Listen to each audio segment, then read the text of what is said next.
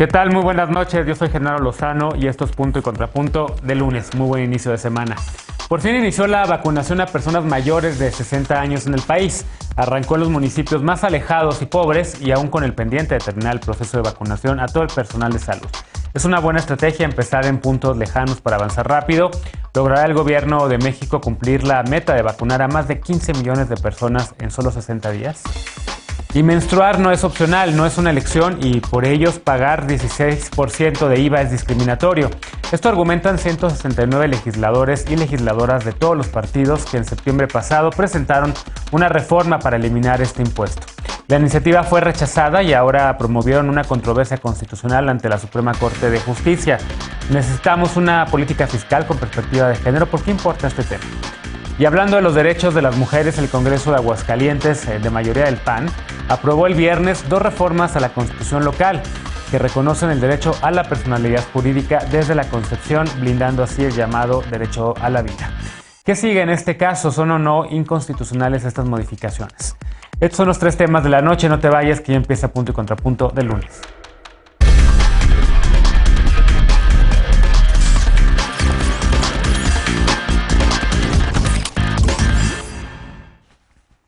Los medios de comunicación reportaron una espera de al menos 2 horas y en la capital del país la jefa de gobierno reconoció retrasos en la llegada de personal de salud encargado del traslado de las inmunizaciones. Así arrancó la vacunación a personas adultas mayores en México. El presidente López Obrador dijo que para mediados de abril los 15.717.000 adultos mayores que habitan en México estarán vacunados y vacunadas, es decir, en solo 60 días. Veamos el contexto. Con 870,000 dosis de la vacuna AstraZeneca, este lunes inició la vacunación a personas mayores de 60 años. Las dosis llegadas de India representan el 42% de las 2 millones de dosis contratadas por México. El ejército fue el encargado de distribuir las inmunizaciones en 1,081 centros de vacunación ubicados en los 333 municipios más pobres y alejados del país. Las vacunas son aplicadas por las brigadas integradas por 13 personas, un promotor de la Secretaría de Bienestar, uno de la Escuela Es Nuestra, 2 servidores de la Nación, 3 personas de servicios de salud, 2 voluntarios y 4 de las Fuerzas Armadas. En la capital del país, la aplicación de 79,000 dosis inició en las alcaldías Magdalena Contreras, Coajimalpa y Milpa Alta. El domingo, el presidente López Obrador dijo que la estrategia da preferencia a los adultos mayores porque con ello se garantiza una disminución del 80% en las muertes por COVID. De acuerdo con los datos del Consejo Nacional de Ciencia y Tecnología, de las 173,771 muertes acumuladas registradas a la fecha, 70,921 han ocurrido en personas de entre 60 y 74 años de edad, es decir, el 40%. Las autoridades prevén que en marzo lleguen el 1,160,000 dosis restantes de AstraZeneca y que este martes se reanudará el suministro de las producidas por Pfizer con un embarque de 494,000 dosis. Hasta este domingo, el 86% del personal de salud ha recibido una primera dosis de vacunación y el 14% la segunda dosis. En total, el 0,6% de la población ha sido vacunada. Punto y contrapunto. Primer tema a discutir esta noche de lunes y como cada lunes y miércoles. Lisa Sánchez, directora general de México Unido contra la Delincuencia. ¿Cómo estás, Lisa? Muy bien, muy buenas noches a todas y felicidades a Foro TV por estos 11 años de existencia. Así es, 11 años de aniversario en esta casa. Alfredo Lecón, activista y analista, ¿cómo estás? Muy bien, querido Genaro, me sumo a la felicitación y buenas noches a todas y todos. Eder Guevara, fundador de Morena y antropólogo, ¿cómo estás? Muy bien, Genaro, también me sumo a la felicitación y contento porque por fin ya empezaron a vacunar a la gente adulta mayor. Y Luisa Conesa nos acompaña en esta ocasión, abogada y activista amiga de este espacio. ¿Cómo estás, Luisa? Muchas gracias por la invitación y también muchas felicidades. Gracias. A ver, empiezo contigo, Eder, que estás optimista porque ya empezó la vacunación a adultos mayores. Ha habido muchas quejas en redes sociales, también algunas crónicas, incluida la de Sergio Aguayo y la de Rubén Aguilar. En la Ciudad de México empieza en la Magdalena Contreras, entre otras alcaldías, lo cual no lo veo mal, pero sí ha causado mucha polémica el anuncio de que se empezaría a vacunar en poblaciones marginadas. Ha habido gente que sabe de números y que también sabe de epidemiología y que dice, pero no le ven la lógica, digamos, a vacunar primero en estos lugares en donde hay pocos contagios de COVID y están pidiendo más bien que se utilice y que se vacune a las personas primero en los centros urbanos en donde más casos hay. ¿Cómo lo ves? Sí, no es el criterio que sean las zonas más marginadas, sino las más alejadas, ¿no? Si fueran las más marginadas, gente como Sergio Aguayo no se estaría vacunando el día de hoy.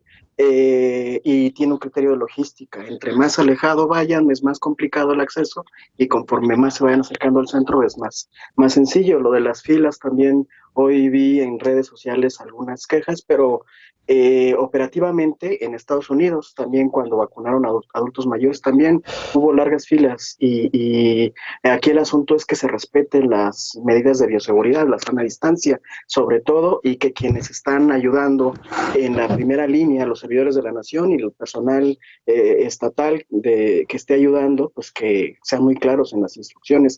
A mí leí la crónica de Sergio Aguayo, leí los comentarios del ex vocero de Vicente Fox. Me parece que es una grosería que, estando ahí los jóvenes de servidores de la nación, atendiéndolos con la ética de un servidor público, respetuosamente, cuidando todas las medidas de bioseguridad, los están ofendiendo. Sergio Aguayo haciéndoles bromas de que si son los horarios Morena, el otro personaje asegurando que es la estructura de promoción del voto de Morena o de la Cuarta Transformación.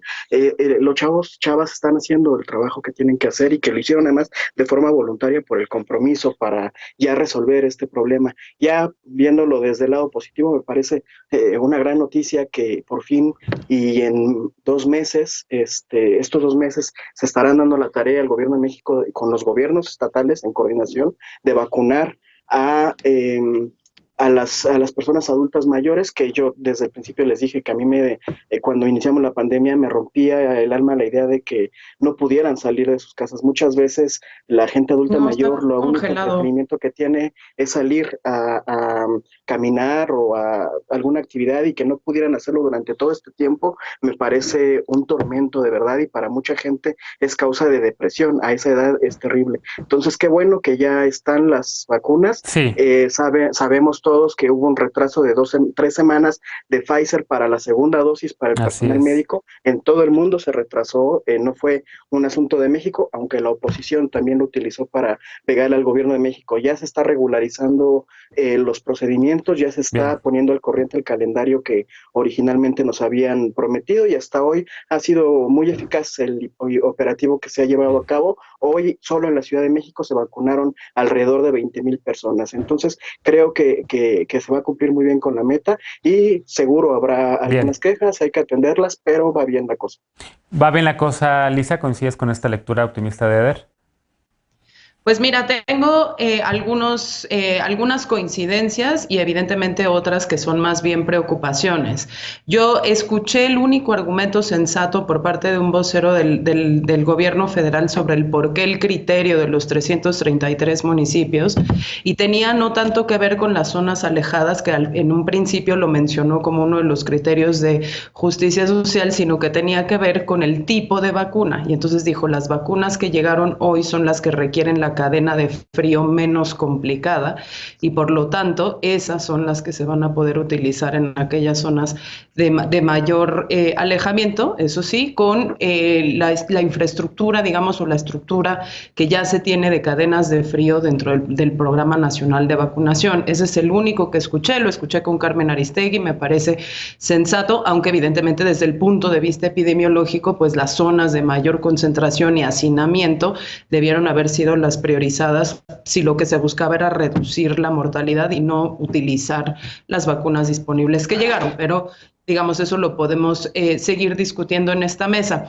Otra de las cosas que me preocupan un montón quizá tiene que ver con la no actualización del calendario, es decir, sí hay un atraso, como bien dijo Eder, en el suministro de algunas vacunas, pero esa actualización no se está haciendo, de manera que lo que no tenemos es certeza de los siguientes grupos poblacionales, cuándo iniciarán esa jornada de vacunación y cuándo se concluirá formalmente la jornada de vacunación del personal sanitario y también de los adultos mayores, que recordemos pues van a necesitar, por el tipo de vacuna que recibieron, ¿no?, y el refuerzo entre 21 y 45 días a partir de esta administración.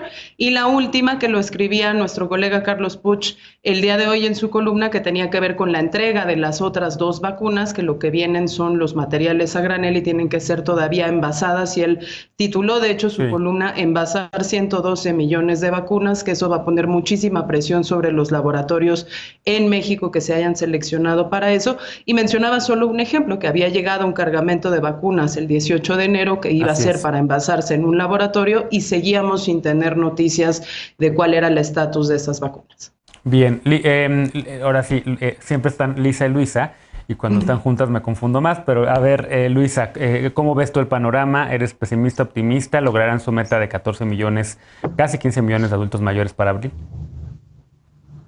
Híjole, yo la verdad es que no soy experta en epidemiología y me cuesta trabajo opinar sobre un tema que, digo, he leído como cualquier otro ciudadano y podré tener una opinión de ciudadano, pero pues no creo que sea idóneo para mí opinar sin tener pues este background importante. Lo que sí es que pues sin duda le deseo todo el éxito al gobierno para llevar a cabo esta actividad. Y yo creo que lo que todos queremos es que se vacune a la mayor cantidad de gente posible, y espero que así sea. A ver, y en el tema, por ejemplo, de contratos, que ha habido una de las dudas y una de las cuestionamientos que ha habido al gobierno de México, lo ha hecho Carlos Bravo Regidor, José Andrés Castañeda, entre otros, preguntando, tenemos derecho a la información, tenemos derecho a conocer de cuánto se ha pagado por estas vacunas, de cuáles laboratorios, por qué. En eso, como abogada, ¿cuál es tu opinión? Porque en efecto, si vemos un poquito esta historia en otros países, ocurre un poco lo mismo, ¿no? Estos gobiernos, Francia, Estados Unidos, hicieron contratos con farmacéuticas, contratos que reservaron y que no están dando a conocer a la población, y en el caso mexicano, pues también acontece un poco lo mismo. ¿Cómo ves eso, Luisa? Yo creo que sí, el principio de transparencia, salvo cuestiones de seguridad nacional, excepciones como, o sea, más bien muy específicas de la ley de acceso a la información. O sea, la restricción es, o sea, la excepción y la regla debe ser la publicidad. Entonces, tratándose sin duda de un tema de salud y de un tema que implica cuantiosos recursos, yo creo que sí debería de haber un acceso amplio, ¿no? Existe desde luego el argumento del otro lado, si decimos, bueno, si damos acceso a los contratos, esto pudiera convertirse en una cuestión de seguridad, que la información cayera en manos que no fueran las adecuadas, y que entonces supieran cuándo llegan las vacunas y no sé, y el crimen organizado se las pudiera robar. O sea, si ese fuera un miedo de seguridad nacional, creo que podrían tomarse a cabo las medidas razonables para que información sensible sobre tiempos y lugares no fuera revelada. Pero me parece que con quién contratan y los montos es un tema de interés público que debe ser conocido. Que debemos conocer. Lecona, ¿cómo lo ves? La meta es ambiciosa, 15 millones, casi 15 millones de adultos mayores.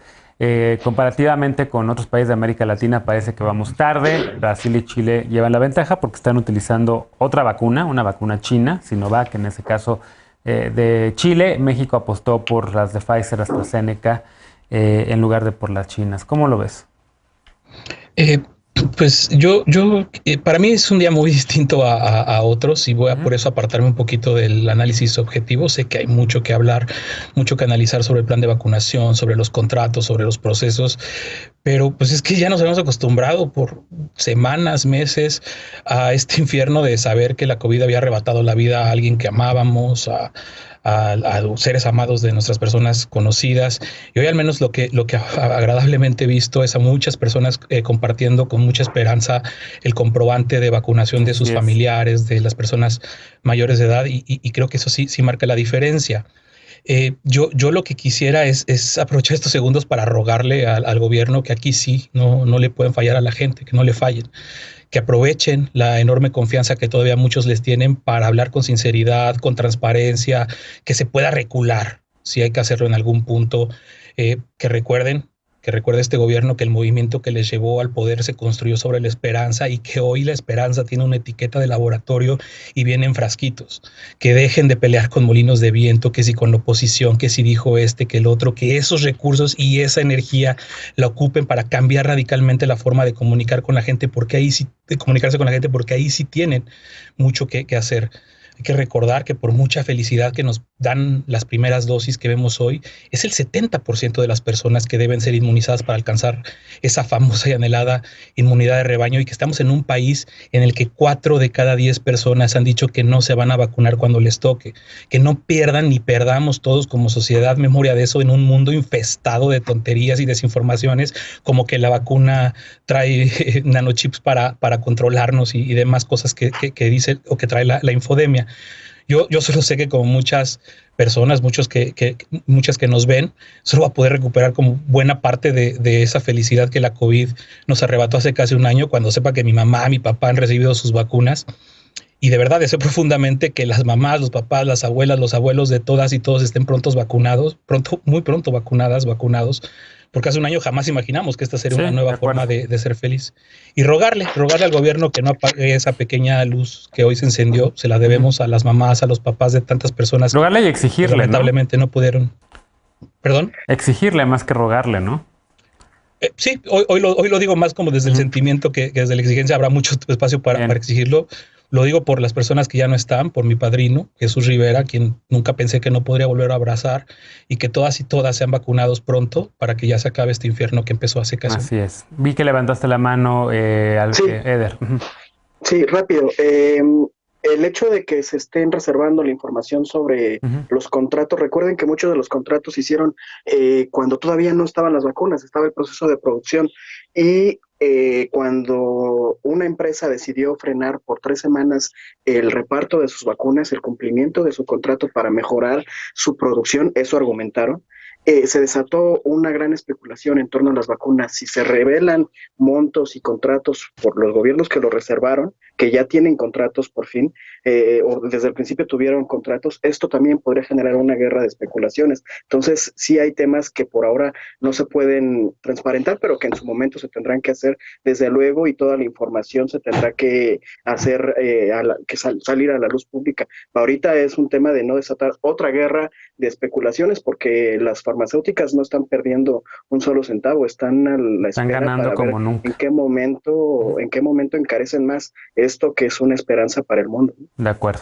A ver, déjenme hacer una pausa y regresamos a otros temas. Vamos a evidentemente darle seguimiento a la vacunación, al Plan Nacional de Vacunación a lo largo de toda la primavera, y hoy es solamente el primer día. Hacemos una pausa. Al regresar, en septiembre, diputadas y diputados impulsaron una reforma para que los productos de higiene menstrual no paguen 16% de IVA.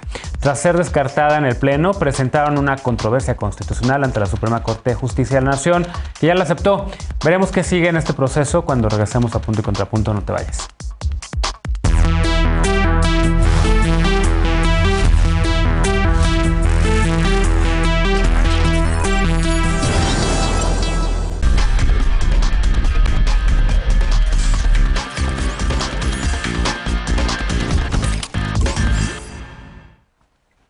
Estamos de regreso en Punto y Contrapunto. Septiembre pasado discutimos aquí con entusiasmo una iniciativa que aparentemente había conseguido los acuerdos necesarios para ser aprobada en el Pleno de la Cámara de Diputados y conseguir así una política fiscal un poco más igualitaria.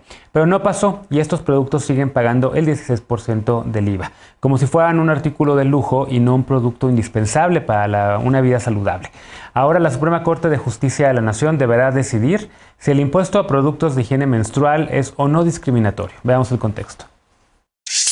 La Suprema Corte de Justicia de la Nación decidirá si cobrar IVA a los productos de higiene menstrual es discriminatorio. El pasado 28 de enero, el máximo tribunal admitió una acción de inconstitucionalidad contra el pago del 16% del impuesto al valor agregado en estos productos. Presentado por 169 diputadas y diputados de distintos partidos políticos, la controversia apunta que el impuesto es discriminatorio, puesto que menstruar no es un lujo, sino una necesidad fisiológica. En septiembre pasado, a través de legisladores de distintos partidos, el colectivo Menstruación Digna México presentó un proyecto de reforma para eliminar el cobro del IVA a toallas sanitarias, tampones, copas y otros productos de higiene menstrual. Tras ser aprobada en comisiones, la iniciativa fue rechazada en el Pleno de la Cámara de Diputados. Ahora, la Suprema Corte deberá decidir si los productos menstruales deben o no pagar IVA. Menstruación Digna México busca también la gratuidad de productos de gestión menstrual, pues estima que su compra representa el equivalente al 5% total de gastos de un hogar que enfrenta condiciones de pobreza. La falta de acceso puede ocasionar distintos problemas de salud, atenta contra una vida digna y dificulta el acceso al trabajo y la educación. Tanto legisladores como el colectivo pidieron a la Secretaría de Gobernación y a la de Hacienda abrir una mesa de trabajo para promover ajustes con perspectiva de género en la ley de ingresos. Punto y contrapunto. Bueno, segundo tema a discutir esta noche, y justo invitamos hoy a Luisa, porque Luisa ha sido una figura indispensable dentro de todo este proceso. Luisa, a ver, de entrada, ¿por qué es importante este tema? ¿Por qué el tema de un impuesto a productos de higiene menstrual son temas de debate nacional? ¿Cuáles son las resistencias a que se le quite el impuesto a estos productos? Y a ver, un poco tomando el abogado del diablo, ¿por qué los condones pagan impuestos también? A ver, cuéntanos. Sí pagan. Y el Viagra no paga, sí. Ah, mira. El Viagra no paga, pero los condones sí. Ok. Sí, exacto, porque por el tema de que es una medicina de patente. Aquí el tema esencial es el presupuesto con perspectiva de género, el presupuesto no discriminatorio. La pregunta que se le hace a la Corte es si dentro de las labores o de las obligaciones más bien constitucionales y de los tratados internacionales de no discriminar a las mujeres, se encuentra la no discriminación en el presupuesto. Esta es la pregunta central. Y bueno, pues hay resistencia, y tan la hay, que mientras que parecía que era un tema que se iba a aprobar en el legislativo, finalmente no se aprueba y pues es necesario que esto termine en acción de inconstitucionalidad, porque no se logra la mayoría parlamentaria para que esto pues suceda por los cauces tradicionales, ¿no? Que sería el cauce parlamentario. Ahora, cuéntame una cosa, porque evidentemente sí, es un tema que tiene que ver también con discriminación y demás, pero evidentemente ahorita el tema está en la Suprema Corte. ¿Qué pasa después? Digamos, la Suprema Corte analiza este tema, obliga después a los legisladores a quitar este impuesto. ¿Cómo va a hacer esta discusión? A ver, yo la verdad no entiendo nada del tema. Explícanos. Sí, pues la acción de inconstitucionalidad en su vertiente parlamentaria es un mecanismo por el cual la minoría legislativa, puede ser en el Congreso de la Unión, puede ser una legislatura, que estima que la norma que se aprobó es inconstitucional, pues pueda cuestionarlo ante la Suprema Corte. Insisto, es un mecanismo de protección. Lo que es interesante en este caso es que no fue una norma que se aprobó nueva, sino una norma que se negó a reformar. Entonces, el argumento es que es una norma que contiene una discriminación histórica. Y esta pregunta que se plantea a la Corte es si este mecanismo puede ser accionado cuando una minoría no logra prevalecer en una discusión y estima que la norma que continúa vigente en el orden constitucional es una norma discriminatoria. Y en caso de que al final del día este asunto sea estudiado por el Pleno de la Corte, pues es primero una victoria, es un mero estudio desde un lugar de acceso a la justicia. Bien. Porque todas las normas que contienen discriminación, no solo de género, pues estamos hablando para LGBT, en fin, ¿no? Podemos abrir un montón de colectivos aquí, son normas históricas. Y muchas veces las minorías no pueden prevalecer en los cauces tradicionales parlamentarios. Y entonces, bueno, pues esto abriría esa puerta, este mecanismo muy importante. Esto por un lado. Ajá. Y luego por el otro, sobre, bueno, ¿qué puede pasar? Pues la Corte idealmente estudiará este asunto en el Pleno. Se necesitan 8 de 11 ministros para que sea invalidado. Y el planteamiento de la acción, y esto es muy importante, no es que la Corte diga cuál es el mecanismo fiscal idóneo, sino que determine que es discriminatorio cobrar el IVA al 16%.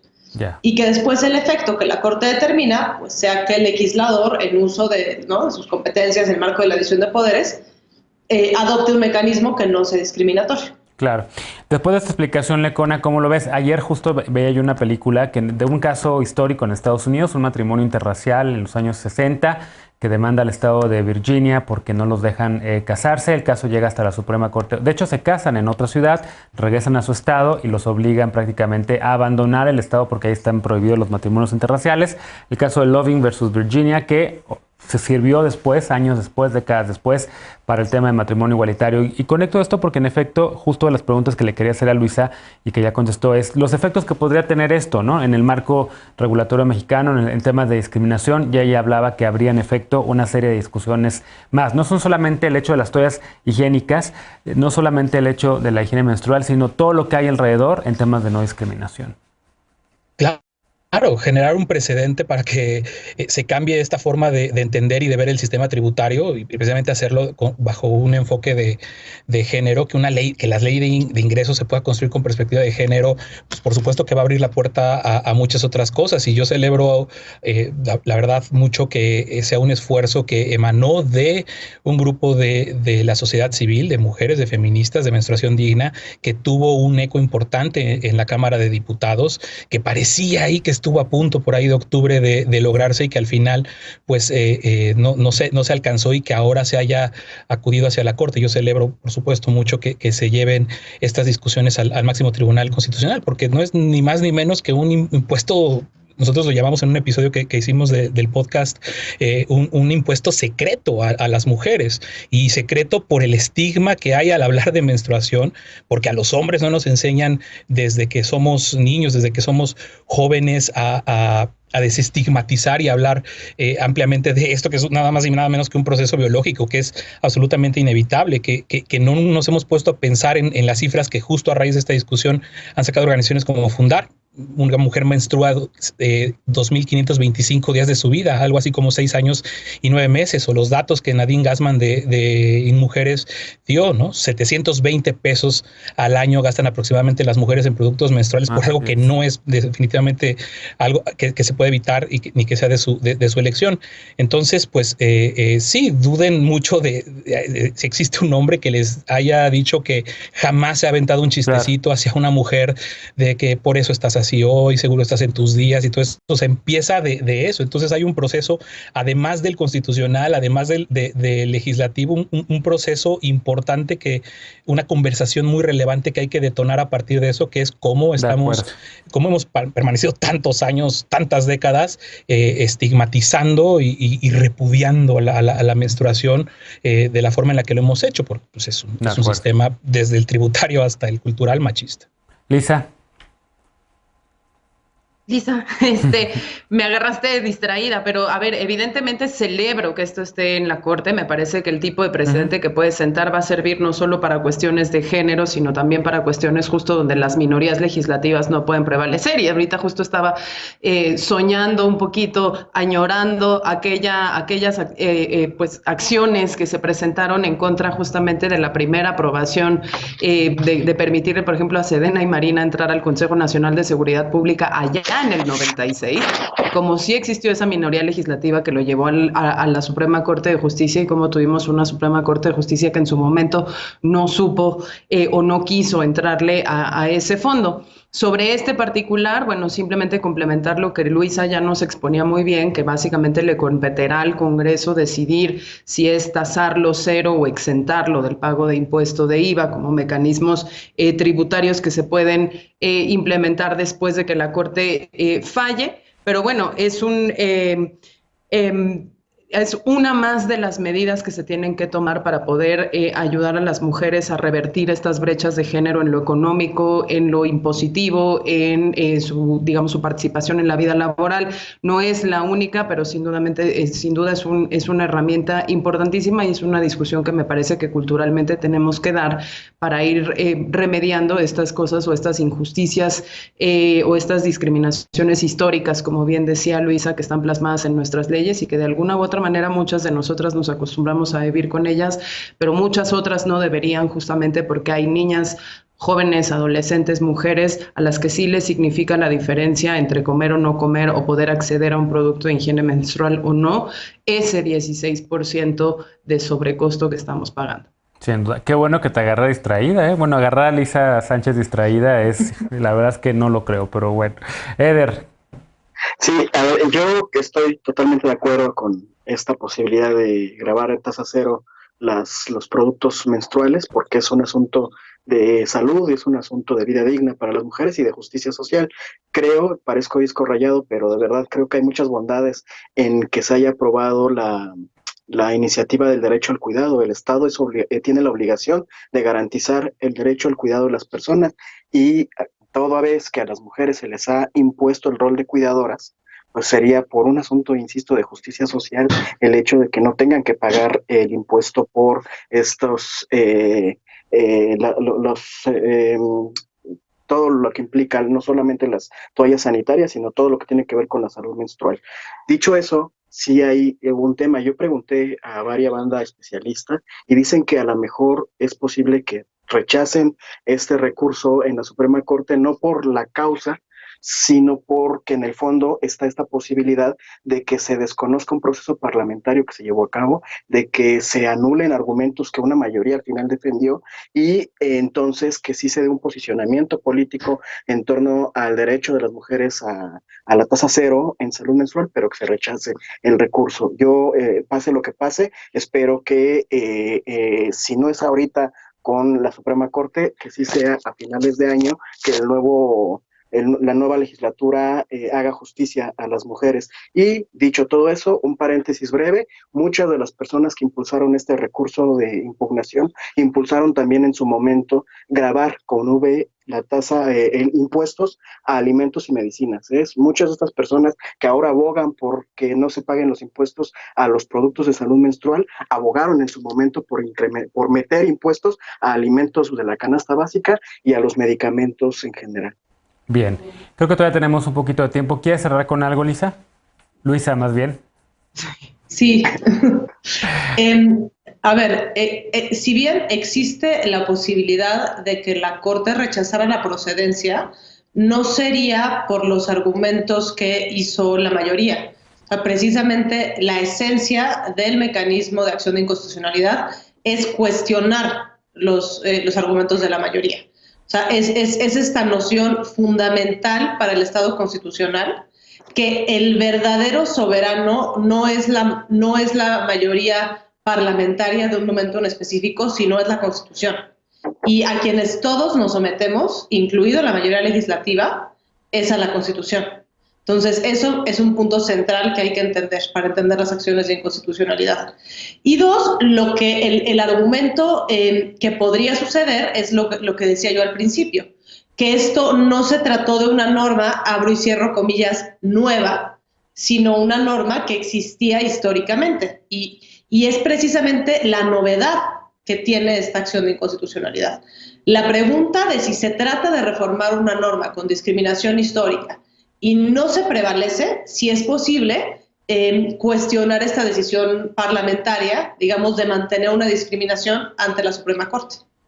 Muy bien, pues bueno, déjenme hacer una pausa, pero desde aquí una felicitación a todas las personas que han hecho esto posible, porque estas discusiones evidentemente nutren a la democracia mexicana y nos hace pensar en nuevas avenidas también para combatir la discriminación. Así que felicidades a Menstruación Digna y también a todas las abogadas como Luisa que empujan estos temas en la Suprema Corte. Hacemos una pausa y al regresar, otro tema. El Congreso de Aguascalientes, con mayoría del PAN, reformó su constitución local para reconocer como persona a todo ser humano, desde su concepción hasta la muerte natural. Esto pues prácticamente bloquea cualquier iniciativa futura que busque ampliar el derecho al aborto en esa entidad. Veremos qué opina la mesa de este asunto cuando regresemos a Punto y Contrapunto. No te vayas.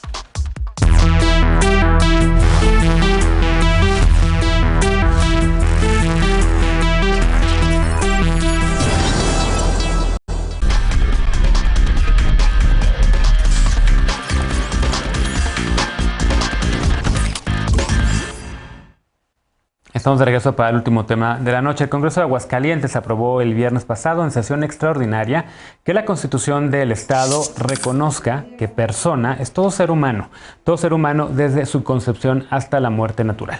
Presentada por la bancada del Partido Acción Nacional, que es mayoría en esa entidad, la reforma establece que el Estado debe reconocer la personalidad jurídica y garantizar el goce y la protección de los derechos de toda persona en la Constitución y las leyes que de ella emanen. También se aprobó una segunda reforma presentada como iniciativa ciudadana por Carlos García Villanueva, quien es representante del Frente Nacional por la Familia en la entidad, la misma organización que siempre sale a marchar cuando se busca el acceso al matrimonio igualitario. Por si no los tienes en el radar, vale recordar que este frente es precisamente una organización conservadora que ha encabezado campañas y marchas en contra de temas como, ya decía yo, el matrimonio igualitario, pero también la adopción homoparental, así como el derecho de las mujeres a decidir sobre su cuerpo o incluso el PIN parental para impedir que adolescentes reciban educación sexual. La reforma que esta organización propuso establece que ninguna persona en la entidad podrá ser objeto de actos u omisiones cuya intención o expectativa sea causar su muerte prematura. Es decir, el aborto en casos de violación, conducta imprudencial o culposa, o exista peligro de muerte de la persona embarazada, sigue estando permitido, pero no podrían avanzar reformas a favor de otras causales para interrumpir un embarazo. Las colectivas feministas de ese estado y del resto del país han considerado que estas reformas criminalizan el aborto, que son inconstitucionales y que violan los derechos humanos de las mujeres. Veamos qué opina la mesa. Yo creo que no va a haber debate esta noche porque conozco bien los perfiles de las dos panelistas y de los dos panelistas, pero a ver, Lisa, ¿qué podemos agregar a esta discusión? Evidentemente, de lo que seguramente la gente ya sabe que opinamos, porque creo que en esta mesa estamos las 4 y los 4 a favor del derecho a decidir, los 5 más bien. Totalmente, y nos van a llover los unfollows en redes sociales porque siempre pasa cuando expreso una posición a favor del aborto, pero sin tapujos, yo lo digo, el derecho a decidir de las mujeres debe estar garantizado y debe estar protegido tanto en la Constitución Federal como en las constituciones de los estados. Creo que hay dos dimensiones, una que es política y que justamente gire la organización con base aquí en la Ciudad de México, pero que tiene trabajo en toda la República, describía en redes, ¿no? Esto es parte de una oleada de reformas constitucionales que se han venido dando en 21 estados de la República en clara respuesta a las reformas que permiten el derecho a decidir en la Ciudad de México. Y esto estaba muy impulsado porque si lograban criminalizarlo completa y absolutamente en una mayoría de congresos locales, pues la apuesta era que tuviera que subvertirse en la Ciudad de México también, cosa que por supuesto no vamos a permitir ni aquí ni en ningún otro estado de la República. Pero lo segundo sí tiene que ver con cuál es la interpretación y los efectos reales de esta reforma, y creo que también las chavas de Gire hicieron un muy buen trabajo explicativo.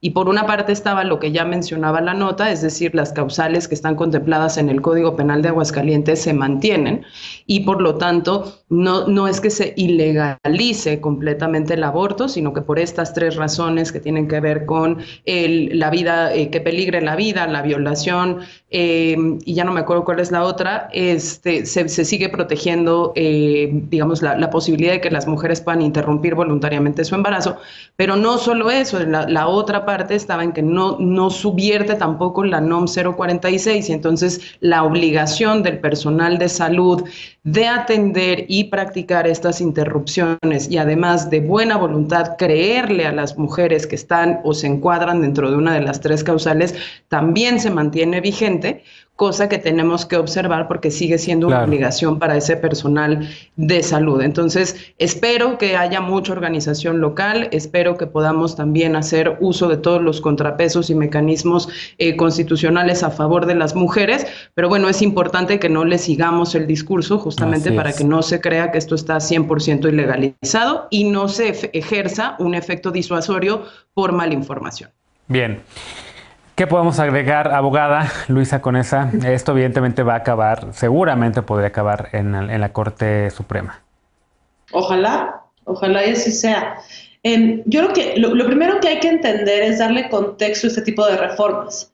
¿Por qué existen? Porque hubo un criterio de la Suprema Corte por ahí del año 2006, cuando se estudia la decisión del legislador en la Ciudad de México de descriminalizar la interrupción del embarazo en el primer trimestre, en donde la CNDH hay que decirlo para que no se nos olvide, en aquel entonces, le cuestiona a la Corte si el legislador local podría tomar esta decisión. Entonces, en este caso, a diferencia de la tradición de Estados Unidos, cuando se estudiaban prohibiciones, aquí la Corte se pregunta si el legislador está legitimado para descriminalizar la interrupción del embarazo en el primer trimestre, ¿no? Y lo que encuentra es que no hay una obligación constitucional en la Constitución Federal de proteger a la vida desde la concepción. Entonces, ¿cuál fue la reacción de los estados? Ya decía Lisa, alrededor de 20, 21. Dicen, bueno, pues si la Constitución Federal no tiene este derecho, pues entonces vamos a hacer el trabajo para que lo tengan las constituciones locales. Esta fue una reacción pues muy predecible de quienes tienen esta posición, ¿no? No, tal vez quienes no la tenemos no nos gusta, pero es un caso interesante para entender el efecto que tienen las decisiones de la Corte más allá de un momento específico, ¿no? Cómo tienen efectos en el tiempo. Entonces, bueno, eso es una para darle contexto a este tema. Y la otra, decías, ojalá y termine en la Corte, pues sí. ¿Cómo puede terminar? Pues podría ser una acción de inconstitucionalidad, pero ahí tendría que existir el 33% de la minoría parlamentaria en el Congreso de Aguascalientes que no estuvieran de acuerdo, o podría ser también la CNDH local. O el gobernador del estado, ¿no? También. O el gobernador del estado, efectivamente. Así que, pues, que así sea. A ver, Eder, ¿cómo lo ves tú? Porque evidentemente también poniendo este tema en contexto, pues hay una presión por parte de las colectivas feministas de las mujeres de Morena que buscan que el aborto sea federal, que ocurra en todo el país, ya sea a través de una reforma a la Ley General de Salud o a través de una iniciativa como tal, y ahora ocurre esto en Aguascalientes. Sí, y en otros estados, como bien consignaste al principio, ha estado sucediendo. No creo que el gobernador meta algún recurso para tirar esta iniciativa. La ultraderecha domina el Bajío. El Bajío está muy cerca de Dios y muy lejos de Dios y muy cerca de la ultraderecha. Les voy a contar una anécdota porque yo suscribo todo lo que ya dijeron Lisa y Luisa. Punto por no equivocarte.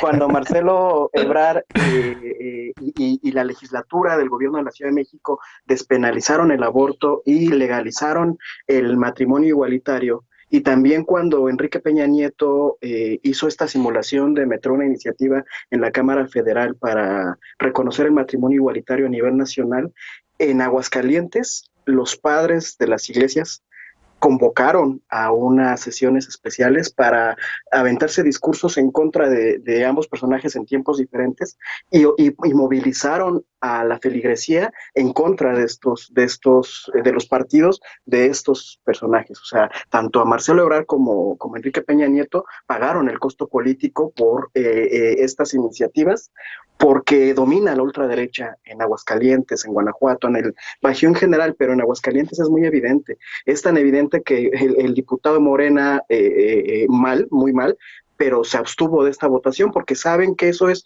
la muerte política ahí, y desafortunadamente las organizaciones y colectivas feministas son muy pocas. En Morena hay voces como Nora Rubalcaba, ella como cuando fue diputada local, antes de que existiera Morena, hace mucho tiempo, impulsó en la Cámara local la despenalización del aborto y se le echaron para abajo, la eutanasia y también se le echaron para abajo, y nunca más volvió a ganar una elección, para que vean el poder que tienen estos personajes ahí. Bien. Finalmente, Lecona, cerramos contigo este bloque. Pues a mí me tiene muy nervioso la ultraderecha, por supuesto, pero muy decepcionado el partido en el gobierno, el Movimiento de Transformación, que guiña, se alía, simpatiza, renueva y ayuda a partidos como el PES, que definitivamente son repositarios de todas estas luchas en contra del derecho a decidir de las mujeres. Y como ya lo hemos platicado en infinidad de ocasiones. A ver, pero hay pausa porque no nada más es el PES. O sea, el PES en los estados en efecto ha presentado algunas iniciativas como PIN parental y se ha aliado con Acción Nacional y con alguno que otro y otra despistada y despistados de Morena o del mismo PRD incluso, o del PRI también. Sí, por supuesto. Entonces, yo hablo y sobre todo por lo que tenemos enfrente, que fue uno de estos partidos, porque se ve así, muchas veces se minimiza el peso que tienen estas alianzas, pero al final de cuentas, gracias a que son parte de esa coalición legislativa, que son parte de esos votos que necesitan en la Cámara para una u otra cosa, es que no se ha podido avanzar esta agenda. Y esto ligado a que el obradorismo en los primeros años que ha tenido de gobierno no aprovechó ese capital político que tiene el presidente de la República, porque el presidente de la República no tiene una postura a favor del derecho a decidir de las mujeres, claro, y es verificable. O sea, y el peso del presidente se ve hasta en cosas como las que vimos ahora que estuvo el presidente López Obrador convaleciente de COVID, y que Olga Sánchez Cordero, la secretaria de Gobernación, tenía el control de las mañaneras, o el lugar de las mañaneras que suele tener el presidente. Cuando se le pregunta, pues aprovechando que es la secretaria de Gobernación, que tiene una postura clara a favor, ¿qué opina de la consulta en materia de aborto de la que había hablado el presidente meses atrás? Y dicen, no se va a consultar el derecho a decidir de las mujeres, se va a consultar sobre un tipo penal, ¿no? Pues, o sobre un delito. Pues por supuesto que el delito y la criminalización del aborto en sí mismo es consultar sobre el derecho a decidir de las mujeres. Entonces, en ese mar de contradicciones, en esa orfandad política desde Palacio Nacional que tiene esta agenda, es que yo lamentablemente creo que va a pasar todavía mucho tiempo, más allá de este sexenio, y para cómo están las cosas y para cómo están las alianzas con esos grupos conservadores, de los cuales hoy necesitan construir mayorías legislativas, mayorías parlamentarias, se ve muy, muy difícil que vaya a ser en esta transformación el tema vaya a avanzar a lo que tendría que ser, y que es la postura que tenemos aquí las 4 personas que estamos debatiendo. Claro, y de cara a las elecciones del 21, pues nadie le va a quedar entrada a este proceso ahorita. Levantaste la mano, Eder. Sí, rápido. Yo creo que poner el ojo en las alianzas es no comprender muy bien el proceso, y no estoy... Uy, se congeló. Ahí está. Es que incluso dentro de Morena hay mucha gente que está en contra de la despenalización del aborto, porque la sociedad es uno de los temas que más divide, y Morena es un crisol bien amplio de posturas político-ideológicas. Entonces, sí tenemos ahí un problema que es muy profundo, la despatriarcalización de la política, pero además impulsar estas agendas que tienen que ver con la erradicación de la violencia de género es un montón de educación, un montón de reeducación, un montón de diálogo, porque lo cierto es que es un tema tan complejo y que tiene posturas tan confrontadas que sí confronta a la sociedad.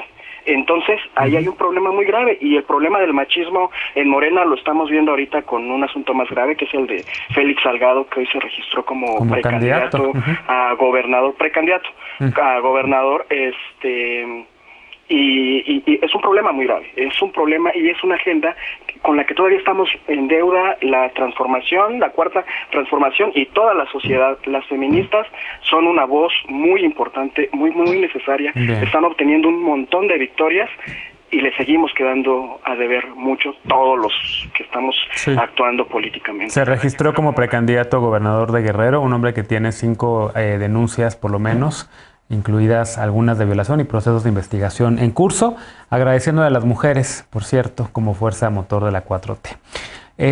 ¿Cómo levantaste la mano, Alfredo? ¿Querías comentar algo?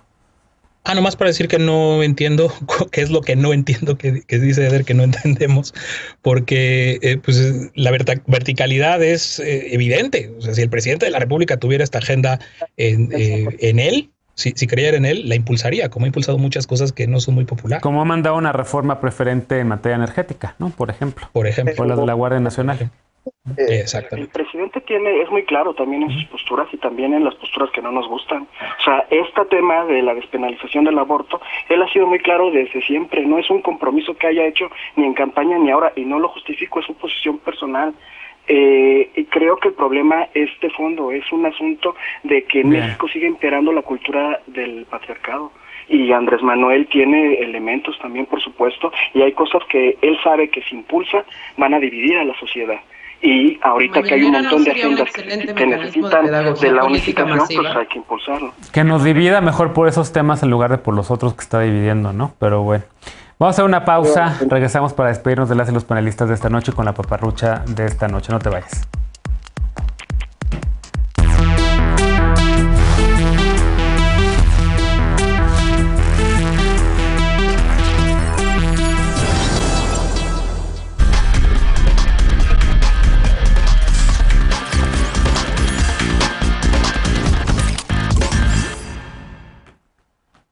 Estamos de regreso ya para despedirnos de las y los panelistas de esta noche con la paparrucha de este lunes. ¿Eres de las personas que utilizan una app para llevar su contabilidad? Pues ten cuidado.